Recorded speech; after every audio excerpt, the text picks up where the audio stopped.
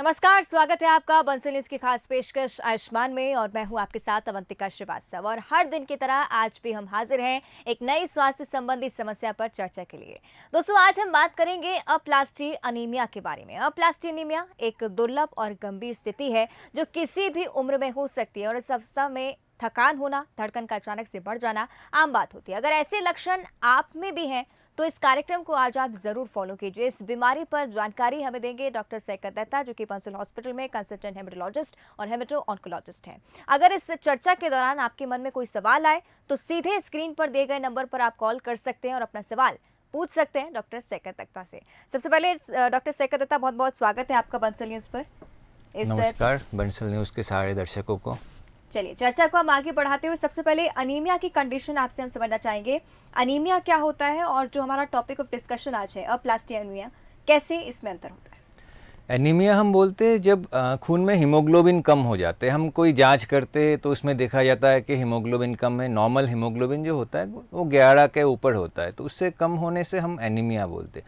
लेकिन जो aplastic anaemia है, इसमें खून में जो सारे कोशिकाएं वो सब कम हो जाते हैं। सिर्फ जो रेड ब्लड सेल या लोहित कोशिका वो कम नहीं होती, उसके साथ श्वेत कोशिका या WBC और प्लेटलेट भी कम हो जाते। तो खून में सब कुछ कम हो जाना, ये एप्लास्टिक एनीमिया होता है। और इसका जो कारण है वो बोन मैरो के अंदर है। जैसे बोन मैरो हम बोले तो बोन मैरो फैक्ट्री है जिससे खून बनता है।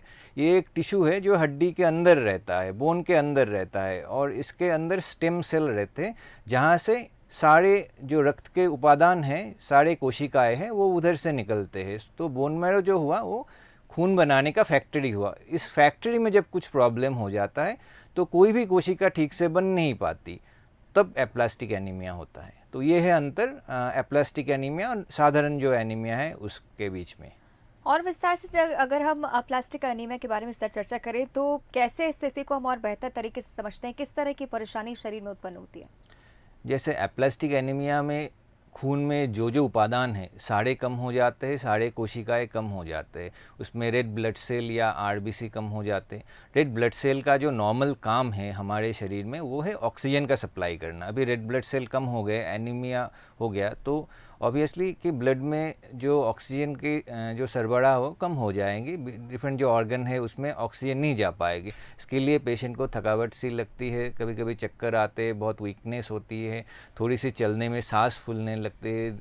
तो ये सब साधारण सिम्टम जो है एनीमिया के ये होते हैं। साथ में जब प्लेटलेट कम हो जाते हैं, प्लेटलेट हमारे शरीर में खून का थक्का बनाने के काम आता है। तो प्लेटलेट कम होने से रक्तपात की संभावना बढ़ जाती है।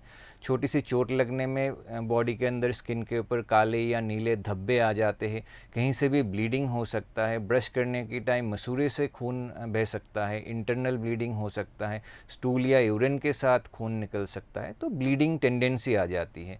साथ में जो हमारे शरीर में WBC या वाइट सेल है वो इन्फेक्शन प्रिवेंशन के काम आते हैं। तो एप्लास्टिक एनीमिया में वो भी कम हो जाते हैं, तो इन्फेक्शन होने का चांस ज़्यादा होता है। तो बार बार बुखार होने लगते हैं, और बुखार कम नहीं होते हैं, वो एंटीबायोटिक से भी ठीक नहीं हो पाते हैं।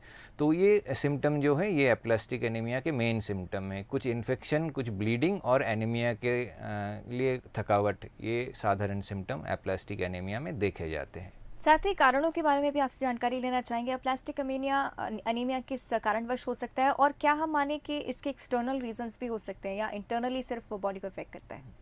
जैसे मैं बोल रहा था कि एप्लास्टिक एनीमिया एक बोन मैरो के अंदर की बीमारी है, जहाँ से बोन मैरो के अंदर जो स्टेम सेल है, जो खून बनाने वाले जो सेल है, मेन जो सेल है, वो कम हो जाती है।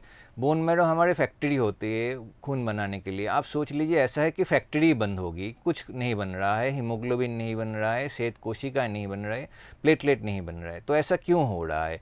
ये हो रहा है कि ये बॉडी का एक्चुअली एबनॉर्मल इम्यून रिएक्शन है। हमारे बॉडी में, सबके बॉडी में इम्यूनिटी होती है। अभी इसमें क्या होता है, हमारे जो इम्यूनिटी है वो खुद ही बॉडी के अगेंस्ट काम कर रहा है। बॉडी के अंदर के T सेल जो है वो ये जो स्टेम सेल, जो स्पेशल सेल है जो खून बनाते हैं, इस सेल को डिस्ट्रक्शन कर रहा है, उसको ख़त्म कर रहा है। तो ये एबनॉर्मल इम्यूनिटी है जिससे ये होता है। और भी बहुत सारे कारण से एप्लास्टिक एनीमिया हो सकता है, जैसे रेडिएशन से, किसी का रेडिएशन एक्सपोजर हो गया एबनॉर्मल, बेंजीन टाइप के कुछ केमिकल से, जिससे एप्लास्टिक एनीमिया हो सकता है। कभी कभी वायरल इन्फेक्शन जैसे हेपेटाइटिस के बाद भी ये एप्लास्टिक एनीमिया हो सकते हैं। और एक इम्पॉर्टेंट कारण हमारे देश में पाया गया है कि जैसे बहुत सारे आयुर्वेदिक मेडिसिन हैं जिसमें हेवी मेटल जैसे आर्सेनिक ये सब रहते हैं, तो इनका सेवन से भी एप्लास्टिक एनीमिया हो सकते हैं। अगर तो सर कुछ और फैक्टर्स की हम बात करें तो एज उसमें काफ़ी prominent role I think play करता है, क्योंकि आमतौर पर देखने को मिलता है कि जो अनीमिया जो डिसीज़ होता है वो यूजुअली यंग इन्फेंट्स को या फिर यंगस्टर्स को ज़्यादा इफेक्ट करता है। क्या हम ये माने कि अप्लास्टिक अनीमिया भी इसी तरह से हर एज फैक्टर को इम्प्लीमेंट नहीं करता है? जैसे एप्लास्टिक एनीमिया एक इम्यून कंडीशन से होता है, तो इसका कोई एज के हिसाब से डिवीज़न नहीं है। कोई भी एज में ये पाया जा सकता है, बहुत छोटे बच्चे से लेके 70 साल के बुज़ुर्ग व्यक्ति को भी ये पाया जा सकता है। तो कोई भी ये एज में ये हो सकता है, लेकिन जब ये एप्लास्टिक एनीमिया कम एज में होता है तो उनका प्रोग्नोसिस रिज़ल्ट अच्छे होते हैं। उनका जो ट्रीटमेंट से जो रिज़ल्ट मिलता है वो कम उम्र में ज़्यादा अच्छे होते हैं। उम्र बढ़ने के साथ उनका रिज़ल्ट इतना अच्छा नहीं रहता है। अगर हम इस बीमारी के सर कॉम्प्लिकेशंस की बात करें तो अनीमिया में जिस तरह से कॉम्प्लिकेशंस आते हैं, यूजुअली थकावट होती है या शरीर में अगर खून की मात्रा कम हो तो डिहाइड्रेशन की समस्या भी कई बार प्रोमिनेंट हो जाती है।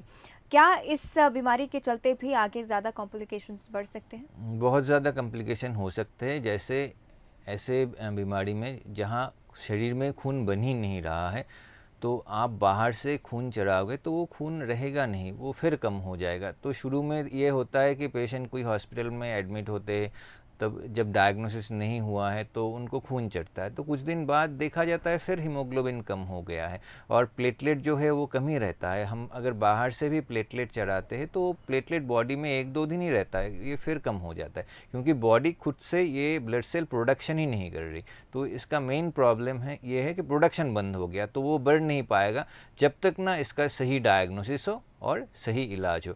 और कॉम्प्लिकेशन मतलब जब प्लेटलेट बहुत कम हो जाते हैं, 10,000 से कम हो जाते हैं, तो बॉडी में इंटरनल ब्लीडिंग, जैसे ब्रेन के अंदर ब्लीडिंग या पेट के अंदर ब्लीडिंग के चांसेस है जो बहुत ही घातक हो सकते हैं। WBC बहुत कम होने से इन्फेक्शन, सीवियर फैटल इन्फेक्शन के चांस रहते हैं। तो ये कॉम्प्लिकेशन इसमें देखा जाता है और बिना ट्रीटमेंट के ऐसे देखा गया है सीवियर एप्लास्टिक एनीमिया में 6 महीने के अंदर ही अगर पेशेंट को ट्रीटमेंट नहीं मिला तो पेशेंट की जान चली जाती है। तो इसका सही समय पे डायग्नोसिस होना और सही समय पे इसका ट्रीटमेंट शुरू होना बहुत ही ज़रूरी है, नहीं तो ये घातक बन सकता है। निश्चित, यानी कि घातक बीमारी और आगे जाकर कई सारे कॉम्प्लिकेशंस भी फेस करने पड़ सकते हैं। अगर एक और महत्वपूर्ण बात पर हम चर्चा करें कि कई बार कहा जाता है कि अगर किसी माँ को अनीमिया है तो बच्चे में भी होना लाजमी सा माना जाता है। क्या हम माने कि जेनेटिक डिसीज़ है ये? एप्लास्टिक एनीमिया साधारण रूप में जेनेटिक डिजीज़ नहीं है, लेकिन कुछ टाइप है, जैसे फैंकनी एनीमिया जो एक टाइप के एप्लास्टिक एनीमिया बोल सकते हैं जो इनहेरिटेड है। तो कुछ कंडीशन है जिसमें अनुवंशिक होते हैं जो स्पेशली बच्चों में पाया जाता है। तो कोई बच्चा अगर हमारे पास आता है जिनको ऐसा है कि हीमोग्लोबिन कम है, प्लेटलेट कम है, वाइट ब्लड सेल कम है, सब कुछ कम हो गया, तो हम उनका एप्लास्टिक एनीमिया के साथ साथ दूसरे जांच भी करते हैं जिससे ये अनुवांशिक कंडीशन जैसे फैंकनी एनीमिया ये पता चले। तो ये हो सकते हैं, लेकिन ज़्यादातर केसों में जो होता है ये इनहेरिटेड या अनुवंशिक नहीं होता है, ये दूसरे कोई कारण से हुआ है, या ज़्यादातर केस में जो होता है इनका कारण हमें मिल नहीं पाता है, तो इनको हम इडियोपैथिक बोलते हैं, जिसका कोई कारण नहीं है, जिसको ये हुआ है ये हमने डायग्नोसिस किया और उसका ट्रीटमेंट करते हैं, कारण हमें पता नहीं चलता है बहुत सारे केसों में। साथ ही सर अनीमिया जिनको होता है यूजुअली ऐसा देखा जाता है कि खून की कमी के साथ साथ थकावट भी उन्हें बहुत ज़्यादा जल्दी हो जाती है। क्या हम ये माने कि उनके लिए इस तरह का इलाज ना लेना या फिर लापरवाही बरतना आगे जाकर घातक साबित हो सकता है? एनीमिया एक अलग चीज़ है, एप्लास्टिक एनीमिया दूसरी चीज़ है। एनीमिया साधारण रूप में एक घातक बीमारी नहीं है। अगर एनीमिया कैंसर की वजह से नहीं हुआ है तो बहुत आसानी से उसका ट्रीटमेंट हो सकता है, लेकिन एप्लास्टिक एनीमिया मानने में कैंसर तो है नहीं, लेकिन ये कैंसर से भी घातक बीमारी है। सिम्टम सिमिलर हो सकते हैं, एक जैसे ही हो सकते हैं, दोनों में ही हीमोग्लोबिन कम होते हैं, इसलिए दोनों में ही थकावट, चक्कर आना, ये सब साधारण जो सिम्टम है ये शुरू में आते हैं। लेकिन एनीमिया में कभी भी नॉर्मल केसेस में हम जो देखते हैं कि WBC कम होना या प्लेटलेट प्लेटलेट कम होना वो नहीं होते हैं जो एप्लास्टिक एनीमिया में होते हैं, कि इसमें सब कुछ कम हो जाता है, सिर्फ हीमोग्लोबिन भी नहीं, श्वेत कोशिका या डब्ल्यूबीसी और प्लेटलेट ये कम हो जाते हैं। तो उसके लिए जो कॉम्प्लिकेशन वो एनीमिया में नहीं देखा जाता जो एप्लास्टिक एनीमिया में देखा जाता है।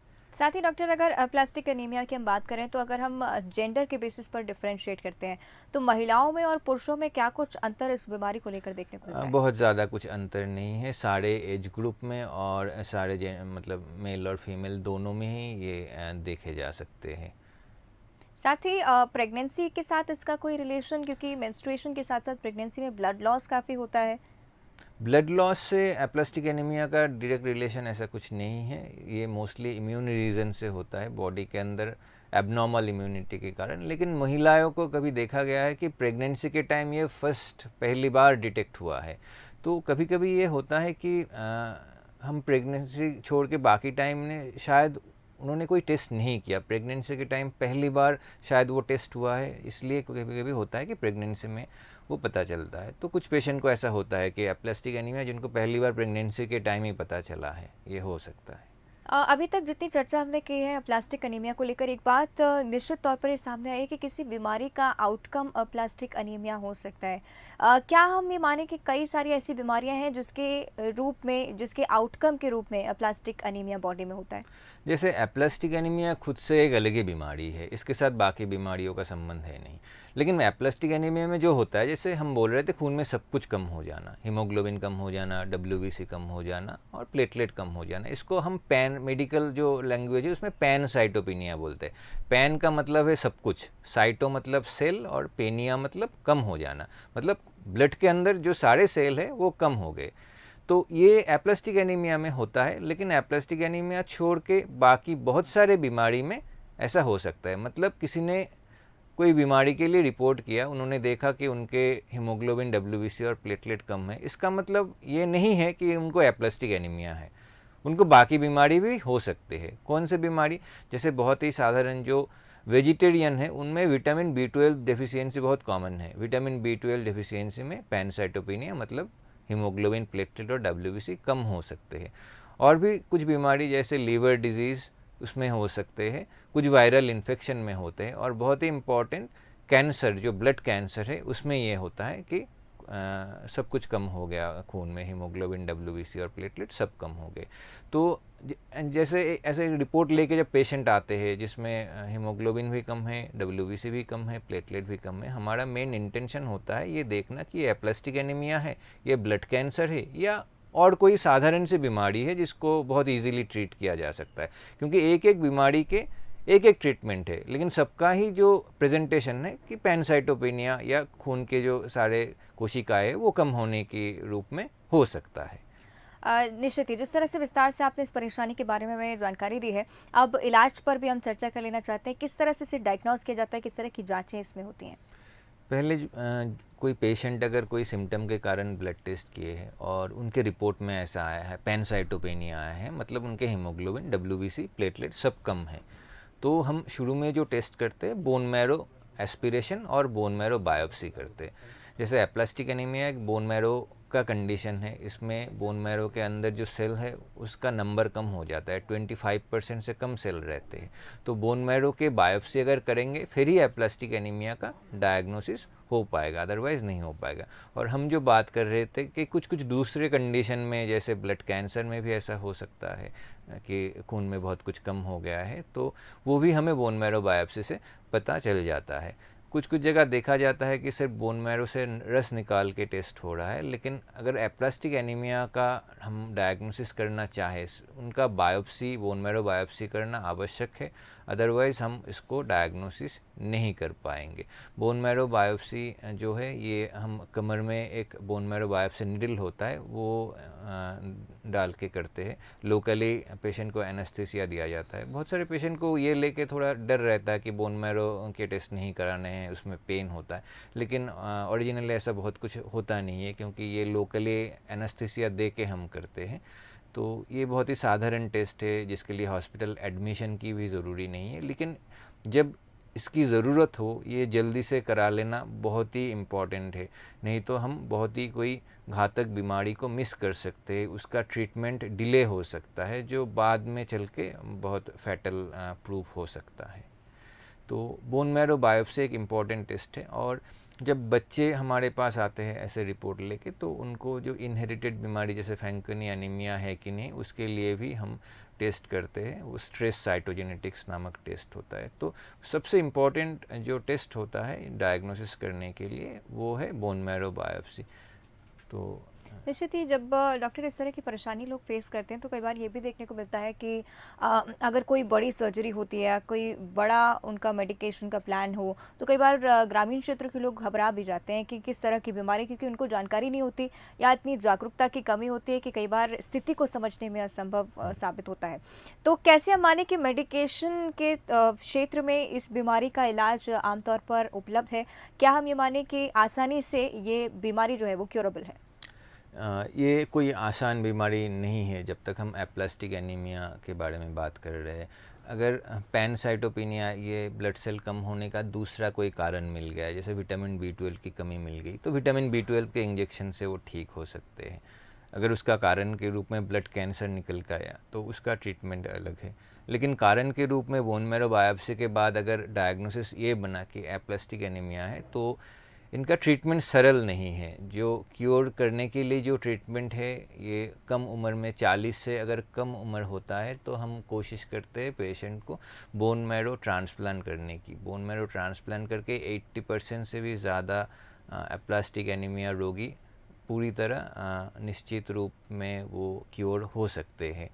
अगर ऐसा हुआ है कि बोन मैरो ट्रांसप्लांट के लिए हमें मैच डोनर चाहिए, तो ये मैच होता है HLA match, blood group match नहीं, मैच सिबलिंग डोनर चाहिए। मतलब भाई बहन में किसी का अगर HLA मैच आया उनको हम प्रेफर करते हैं एप्लास्टिक एनीमिया के बोन मैरो ट्रांसप्लांट के लिए। अगर फैमिली में ऐसा नहीं है कि भाई बहन है ही नहीं या भाई बहन के साथ मैचिंग नहीं हुआ, जब हमने HLA टेस्ट किया है तो मैचिंग नहीं हुआ, तब हम शुरू में उनका बोन मैरो ट्रांसप्लांट नहीं कर पाते हैं। तब उनको इम्यूनोसप्रेसिव थेरेपी देते हैं हम। जैसे हम बोल रहे थे कि एबनॉर्मल इम्यूनिटी इस बीमारी की जड़ है, तो इम्यूनिटी को कम करने के लिए कुछ दवाई है जैसे ATG या एंटी थाइमोसाइड ग्लोबुलिन, एल थ्रोम्बोपैक, साइक्लोस्पोरिन, ये सब दवाई एक साथ हम यूज़ करते हैं और इससे काफ़ी अच्छा 50 से 70% रोगी को इससे क्योर मिलता है और वो काफ़ी लॉन्ग टर्म ये बना रहता है। 10 साल तक कुछ कुछ पेशेंट में ये रोग ठीक रहते हैं।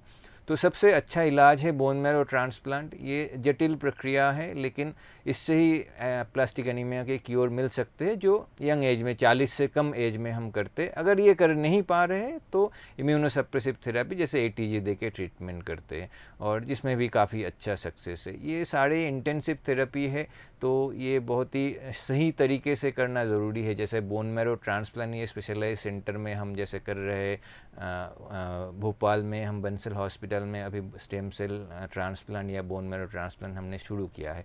तो स्टेम सेल ट्रांसप्लांट या बोन मैरो ट्रांसप्लांट के लिए स्पेशलाइज्ड यूनिट हमें ज़रूरत होती है और इसके लिए अच्छा होता है कि एप्लास्टिक एनीमिया के लिए अगर मैच सिबलिंग हमें मिले जिसके साथ मैच हो पेशेंट का, तो ये बीमारी क्योर होने की काफ़ी अच्छे संभावनाएं है। साथ ही डॉक्टर जब ट्रीटमेंट की हम बात करते हैं तो क्या कुछ ऐसी चीज़ें होती हैं जो पेशेंट्स को आप सजेस्ट करते हैं कि इन चीज़ों से दूर रहना चाहिए, परहेज़ के लिए कोई चीज़ें?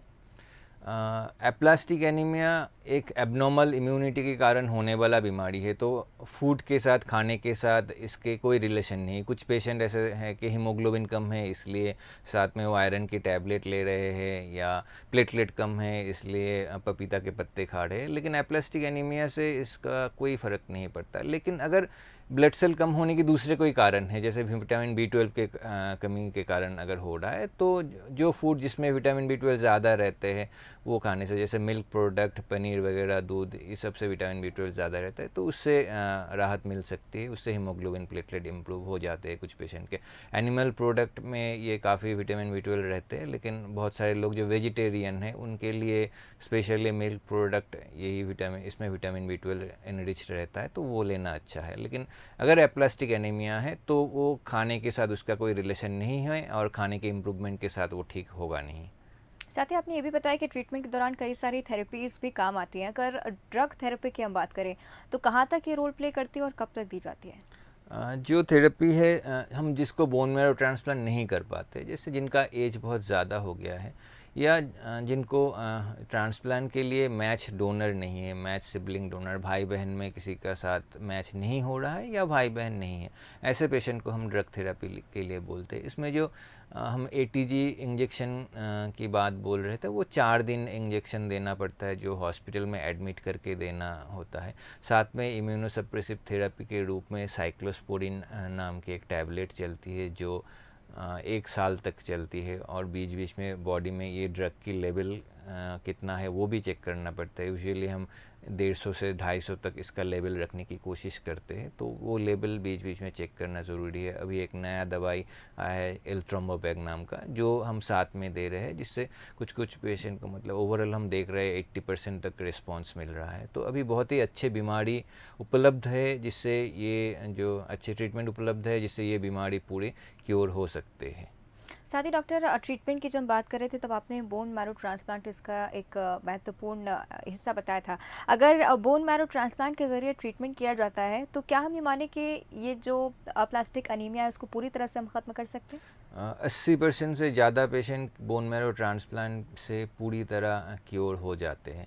तो अगर पेशेंट का एज कम है, 40 से कम है, अगर उनको मैच डोनर अवेलेबल है, भाई बहन के साथ HLA मैच करके अगर मैच हो रहा है, तो उनको ज़रूर ये बोन मैरो ट्रांसप्लांट करा लेना चाहिए, क्योंकि ये एक घातक बीमारी है, जिससे बोन मैरो ट्रांसप्लांट से पूरी तरह छुटकारा मिल सकता है। और सबसे अच्छी बात है, अभी हमारे प्रदेश में काफ़ी सेंटर में ये बोन मैरो ट्रांसप्लांट उपलब्ध है। साथ ही प्लास्टिक अनीमिया की अगर हम बात करते हैं, तो कितने चांसेस ऐसे कि इलाज के बाद दोबारा ये बॉडी को अफेक्ट नहीं करेगा? कभी कभी ऐसा होता है कि ये एक बार ट्रीटमेंट के बाद लौट आता है। यूजुअली जब बोन मैरो ट्रांसप्लांट करते हैं तो ये होने का चांस कम है। जब हम मेडिसिन से ट्रीटमेंट करते हैं, जैसे जो इम्यूनोसप्रेसिव थेरेपी या एंटी थाइमोसाइड ग्लोबुलिन या एटीजी के बाद हम कर रहे थे, तो इससे ट्रीटमेंट करने से किसी किसी क्षेत्र में ये फिर लौट के आ सकता है। तो ये रीट्रीटमेंट का भी ऑप्शन है, जैसे जिस मेडिसिन से हमने पहले ट्रीटमेंट किया था, फिर एक बार उसी ट्रीटमेंट हम कर सकते हैं। अगर बहुत दिन बाद ये बीमारी लौट के आया, तो ये एक संभावना रहती है कि ये फिर लौट के आए। साथ ही डॉक्टर, काफ़ी गंभीर बीमारी ये जान पड़ती है, क्योंकि जितना भी हमने डिस्कस किया, आप इसी निष्कर्ष पर आ रहे हैं कि वो घातक है। अगर हम चाहें कि पहले ही हम इससे बचाव कर लें, कोई ऐसे पॉइंट्स जिनसे हम पहले ही प्रिकॉशंस ले सकते हैं? ये बीमारी रोकने की कोई उपाय नहीं है, क्योंकि ये बीमारी क्यों होती है, कोई इम्यूनोलॉजिकल डैमेज बॉडी के अंदर क्यों हो रहा है किसी को, बाकी दूसरे व्यक्ति को नहीं हो रहा है, ये हमें पता नहीं। अभी साइंस ये पता नहीं लगा पाई कि ये हो क्यों रहा है।